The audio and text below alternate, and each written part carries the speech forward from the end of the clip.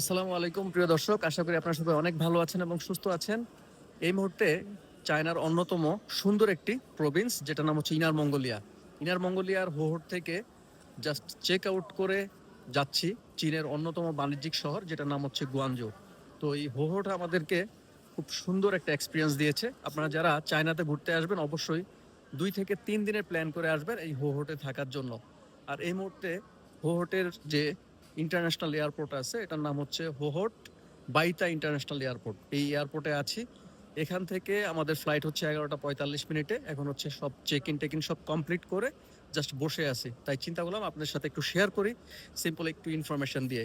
আর এই এয়ারপোর্টটা খুবই সিকিউরেট, মানে একদম ইন্টারন্যাশনাল ফ্লাইটে যেভাবে সিকিউরিটি মেনটেন করে এখানে ঠিক ওইভাবে মেনটেন করছে। জাস্ট আমাদেরকে মানে ফুল বডি স্ক্যান তো করলো ফার্স্টে, পরে আমার পাওয়ার ব্যাংক, মোবাইলের ব্যাটারি ট্যাটারি সব কিছু, তারপর হচ্ছে ড্রোনের ব্যাটারি খুলে দেখলো, চেক করে দেখলো। আসলে এটা এক একটা কান্ট্রির এক একটা প্রসিডিউর আছে তাদের সিকিউরিটি চেকের ক্ষেত্রে। তো চায়না তো যেহেতু তারা প্রযুক্তিগত দিক থেকে অনেক বেশি অ্যাডভান্স লেভেলে আছে, তাদের ব্যাপারটা এরকম হবেই।